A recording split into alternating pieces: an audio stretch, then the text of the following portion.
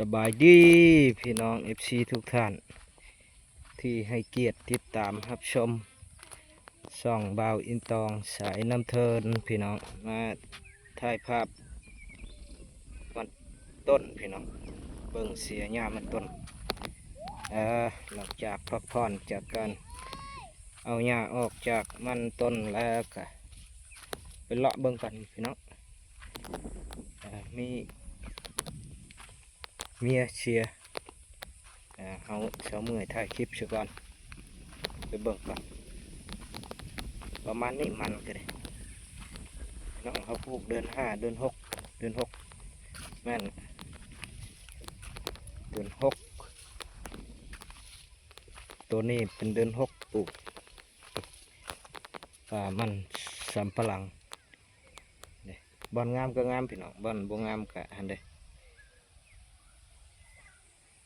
บุทันขึ้นบุแม่นบ่งามหญ้าท่วม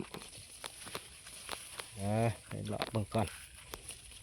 ว่าประธานเพิ่นเชียร์ทางใดมื้อนี้นี่เลาะเรียบเบิ่งซะก่อนเด้อว่าหัวหน้าเพิ่นเชียร์ทางใดเด้หญ้าก็บ่หลายเพราะปานใดพี่น้องโอ้บ่หลายก็หลายพุ่นหญ้าโอ้ท่วมไปละพุ่นหญ้านี่สิมาเบิ่งทางบ่อนเพิ่นเชียร์นี่ซะก่อนมีหน่อยลายเฮาเลยไอ้หญ้าขิวนี่เป็นตาช่างได้หญ้านี่เด้อบ่ดับง่าย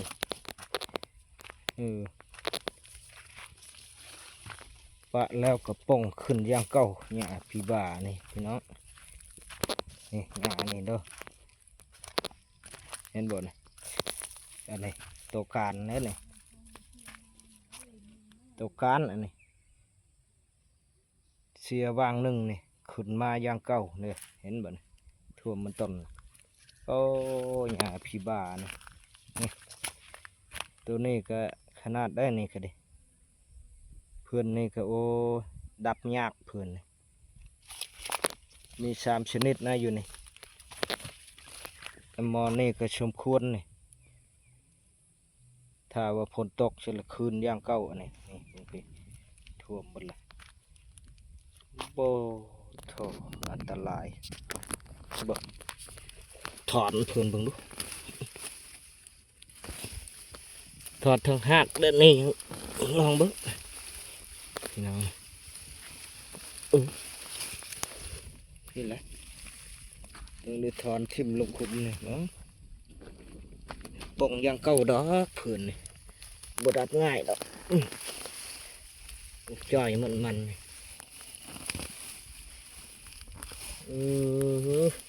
พูดตัวเบียน้อยก็ดิพูดปาโถตายหาลบไปเลย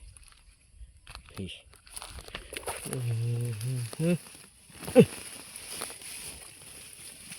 ดึกขึ้น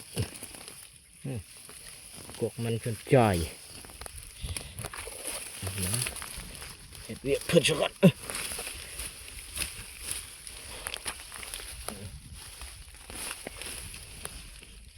เห็นบ่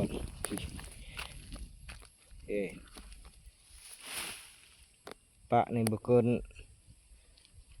มือหนึ่งหรือว่า2 มือฝนตกทำกลับคืนอย่างเก่าตายรถงาน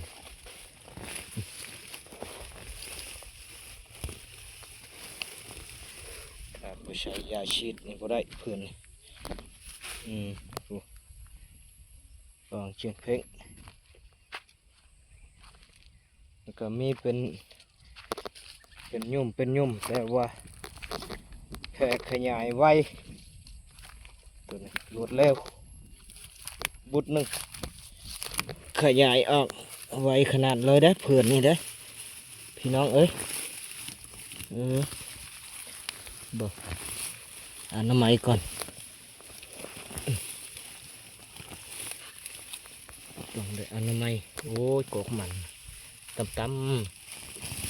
หญ้าให้กินละ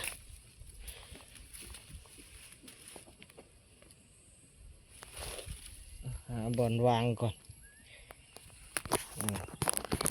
ครับเอาหาบอนวางบ่ได้วางชะชายในคืนอย่างเก่าทีละ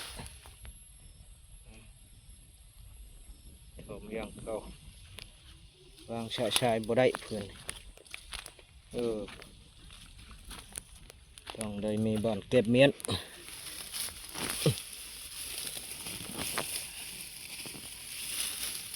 เชื่อวัง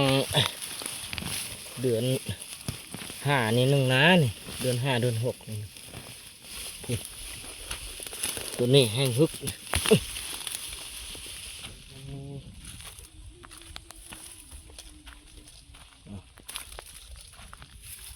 ถิ่มกองอยู่หั่นน่ะตัวนี้เต็มปึกอยู่นะพี่น้องเห็นบ่นี่เบิ่งจักตัดหญ้าซะก่อนของพี่เด้อจักของแท้เด้อจุพี่พี่น้องเอ้ยตัวนี้จักปลอมตัวนี้พอลกได้ก็ลกตัวนี้เลยจักของญี่ปุ่นจักตัดหญ้าเด้ก่อนไปพับสร้างมันไปน้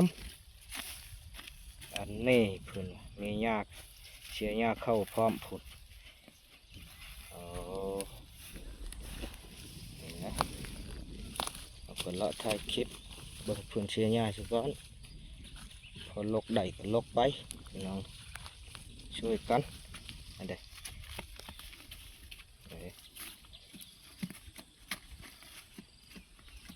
ตายห่าแต่หญ้า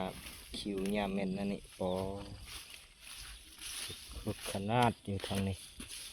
เต็มปึกพี่น้องปุ๊กดอกกระจะ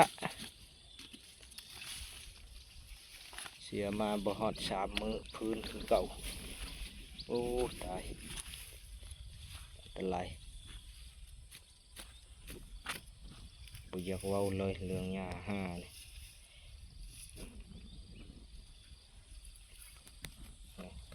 ปะแบบนี้นี่ป่งอย่างเก่าได้นี่นะ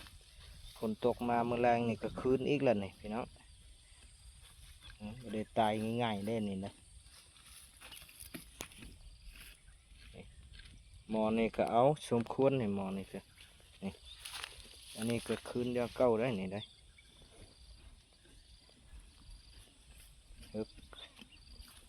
หญ้าหลายความชุมชนมีหลายชนิดหลายรูปแบบหญ้ากันเลยพี่มันหญ้าอันโลนี่ผู้ใดฮู้คอมเมนต์บอกเลยเด้อพี่น้องเด้อหญ้าเสียง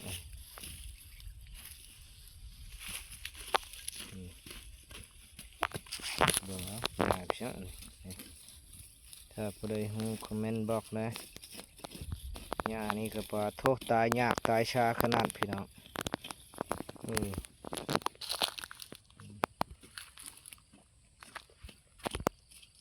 เห็นบ่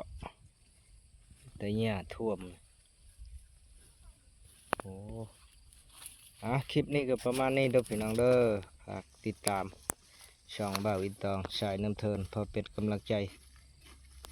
ให้ถ่ายคลิปต่อไปพี่น้องนี่